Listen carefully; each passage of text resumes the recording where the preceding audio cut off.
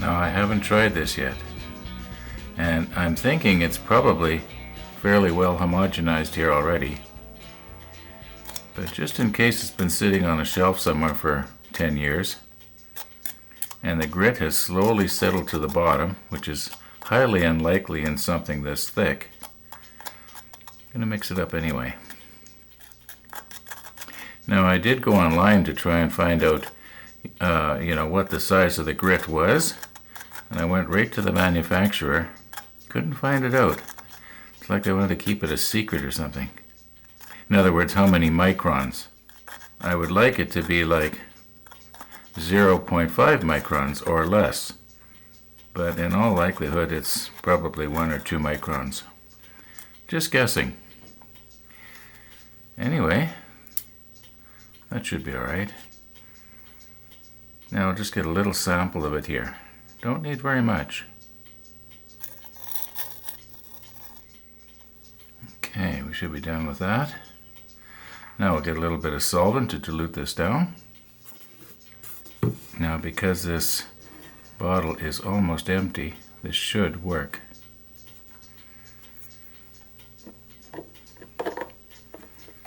We'll soon know.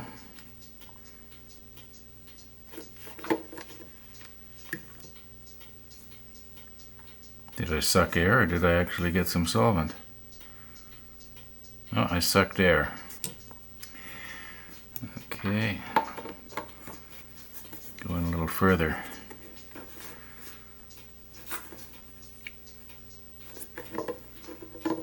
Ah, there we go.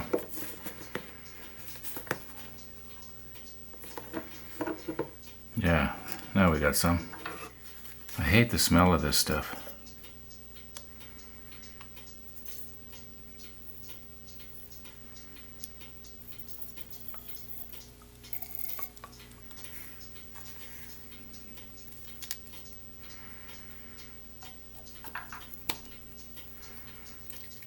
Hoping that's going to dissolve the grease. Well, I'll do this for a couple of minutes, but I won't make you watch. Well, about an hour has passed here. I noticed that the solvent has sort of dissolved the inside of this plastic test tube. I should have bought the glass ones. I'll bet you some of you guys are thinking the very same thing I'm thinking right now. Was it the solvent that dissolved the plastic? Or was it the solvent in the grease that dissolved the plastic, and it'll do the same thing on the acrylic blank? Well, once again, we'll have to see. Oh well. I'm a woodworker, not a scientist. Okay, now, the idea is try and keep this suspended. I don't want to be getting this stuff embedded into my skin either, because it's going to be really hard to clean out. So make sure it's suspended, and we'll just let it pour on here. Try and absorb some of the excess off here without having it flow the... You know what I'm trying to say? I can't work and talk at the same time, sorry. Now the idea is I want this to dry up, evaporate, and then leave the residue. I've done something like this before. Probably use a hairdryer here in a minute. I'm making plans as I go along here.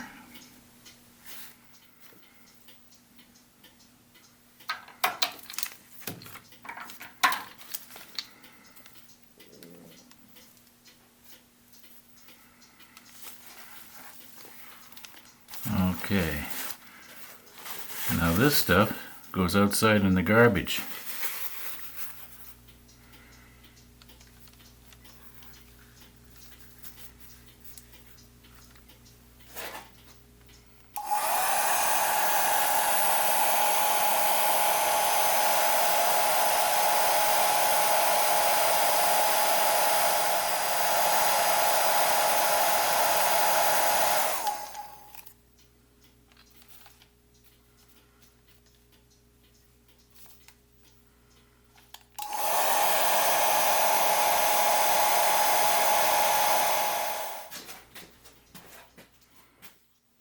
This is as close as I can get with my camera using the macro lens. The only way I can make it any bigger is if I use the microscope. I gotta psych myself up for that because it's a little bit of an effort. Well, it's not an effort, it's just a lot of finagling around. I'm gonna try and have my sharpest focus right at the very center of the picture.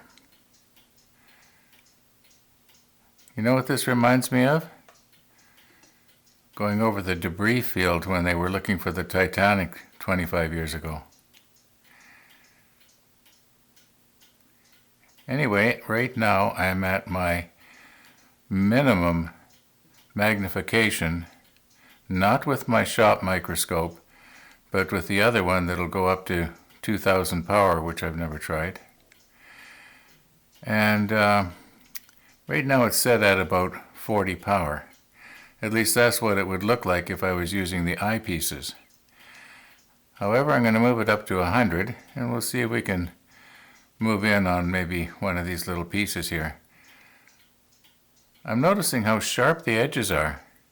They're not rounded like pebbles in the bottom of a brook. I guess when they were crushed, they fractured that way. I can really understand how it is that they cut metal. Anyway, let's move in on, see if we can move in on that spot right there in the center. And I'll try and adjust the focus a little bit better here. Yeah, look at the sharp edge on that. I find that interesting. Okay, that's 100 power. Let's try the next one up, which would be 400 power. This may or may not work. Oh, now they're kind of looking a little bit rounded. I don't want to be rubbing this grit in the bottom of my lens either. I'm very, very close here. Yeah, look at how that fractured. I find that interesting. Okay, that's about 400 power. It's very difficult to get it to, all be in focus at the same time. There is a way of doing it, but it's extremely complicated. Or you could have an electron microscope, mortgage the house to buy one, and I'm not going to do that. Anyway, interesting, at least to me. Okay, two things. First of all, and I'm not going to do it, but I wonder how small the grit is in this white diamond that came with the buffing system. Anyway, that's for another day. Now the other thing I was going to do is, I was going to clean off the nail and throw it back in the jar. And I thought, hey, let's have some fun with this and see what it'll look like if it's, how well this, what's it called? Oh yeah, valve grinding compound will smooth out the nail. Okay, let's give it a try here. And rubber gloves. Like I said, I do not want to get this embedded in my skin here. Well, as you can see, it does really good on metal. But how will it react on acrylic? Not from an abrasive standpoint so much as a chemical standpoint. Will it dissolve the acrylic? And I think it's time we did a test right now. Now, I don't remember doing this, but I cut this for the Diablo kit, and I even drilled it out. I'm noticing that it is the exact right length for a kit called the Scepter. I don't know if I'm saying that right. And look, the brass tube is already roughed. So unfortunately the hole is about a 64th of an inch too small. But I'm going to try and drill that out. I usually have bad luck when I try to drill out a hole that's already almost the right size. But I'll try it anyway. But that's we're not here about that. We're going to see if there's going to be a chemical reaction. I'll do it on this one right here. Now, I'm not going to rub it around because the abrasive grit in there will, scuff the surface, and I'll think that maybe there was a chemical reaction when actually there wasn't.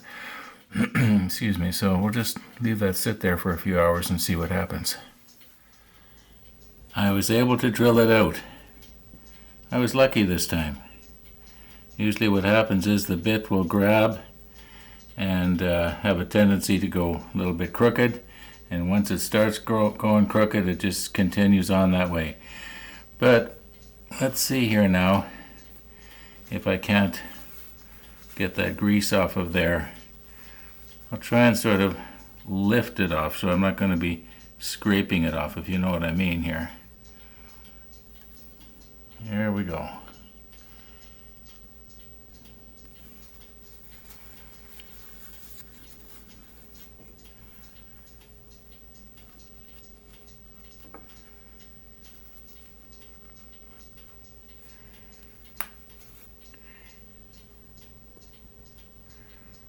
Well, I'm really not seeing anything there that I would call a chemical reaction. Just a little bit of residue, but I think it's probably going to work out. I am noticing that the scratches on that nail that are probably made by the grinding compound are quite noticeable. And if this is the case, this idea is not going to work. At least not with this kind of grinding or lapping compound. It's just too coarse. I think what I'm going to have to do is when I turn this blank down, I'm going to have to turn it kind of fat so that in the event this doesn't work out, I can always sand it down and then use the micro mesh to take it down properly. Anyway, like I said, we'll soon know.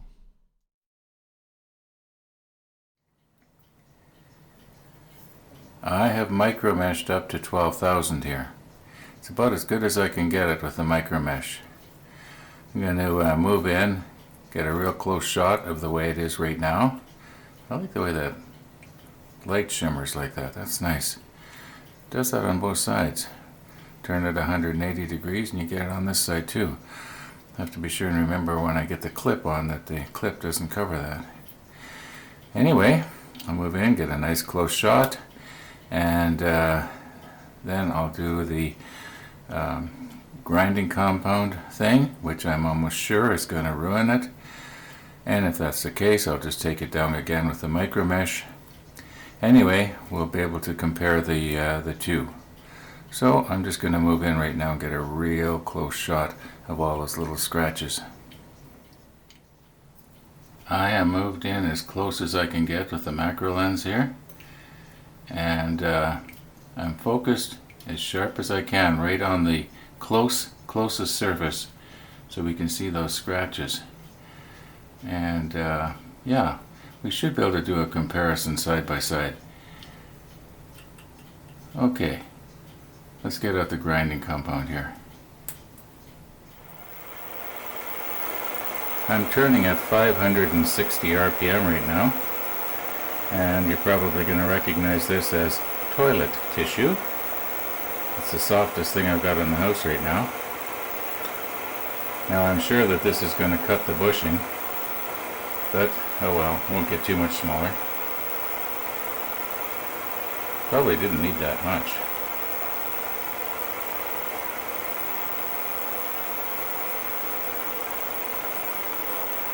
You know, I can feel the grit passing between the pen blank and my finger here, between the rubber glove. Oh, this is messy. I'm not going to do this again.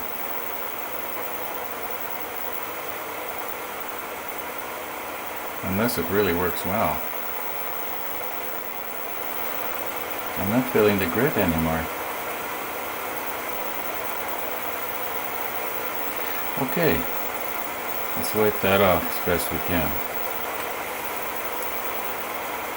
I'll give it one more being as I got this blob here.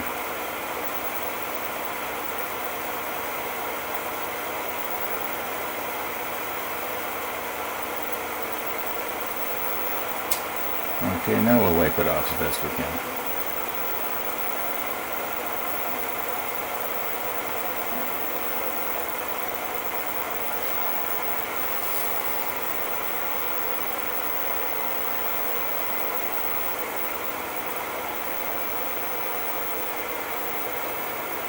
I think I'm pretty well getting it here.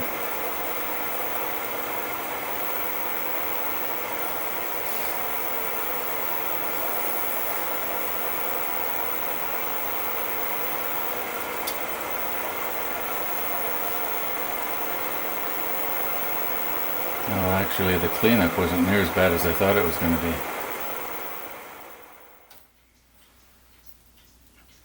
Well, it definitely dulled it. It doesn't have that high gloss look anymore. Anyway, like I promised, I'll zoom in here and take a nice close shot.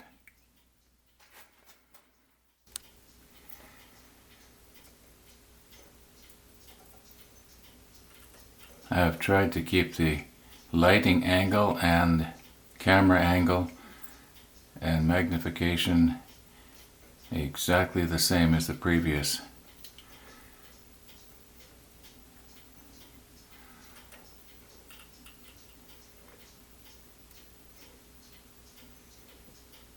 Okay, back to the micro mesh. The micro mesh is on the left and the grinding compound is on the right. And the grinding compound, to my way of thinking, is a lot more diffused looking. The micro mesh, on the other hand, seems to have produced a much more higher gloss. And you notice it especially when you look at it with both your eyes in stereo vision. Anyway, trust me, the micro mesh is better. Now the reason I'm going to mark the inside of the brass tube here on one end is just so that I'll be able to tell that this end here will go up against here. So why am I doing this? Well, I've been doing a lot of thinking about my double shooting and showing both the micro mesh and the grinding compound at the same time, and I realized that my controlled environment was not very controlled. In other words, the variables were constantly varying on me. And the main varying is the light. If the light changes even slightly in angle, it changes the way it's going to look. So what I'm planning on doing is I'm going to get the camera all set up. I'm going to shoot it nice and close with the macro lens like this after I wipe my fingerprints off. And then I'm not going to move the camera or the lights. I'll use this other camera here to, show me buffing it. And I want to buff it. And I've only buffed once on acrylic that I can remember. And I don't know, it didn't seem to help. But I want to try it one more time.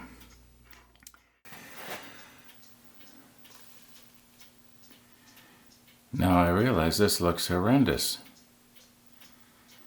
When you're looking at it normally, you don't see all those tiny little scratches. It actually looks, quite glossy. But they're there. And it is my hope that I can get rid of those. Anyway, I'm going to leave the camera and lights exactly like this.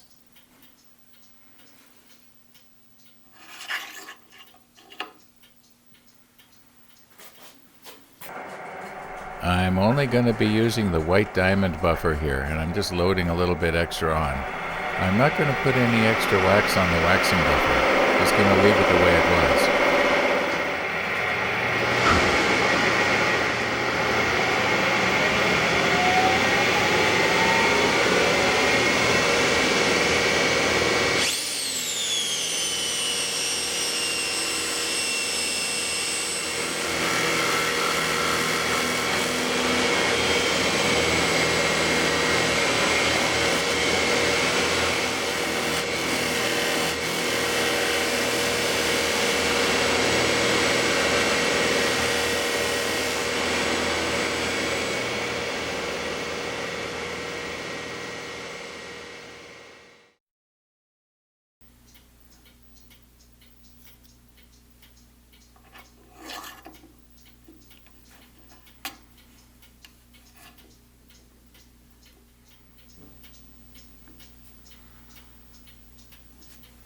Everything is set exactly the same as it was.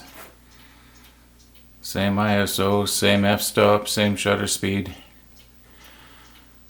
Everything's the same. Lights haven't been touched.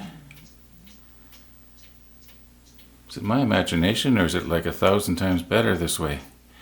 With the buffing. I can see a few little scratches still there. Oh my. I'm seeing a huge improvement. I don't think we even need to do the side-by-side comparison. It's just, there's a day and night difference. Okay, those viewers who suggested this, you were right, and thank you. I am just noticing this video is about 21 minutes long already, so tomorrow we press. And thanks for watching. You too, Jackson.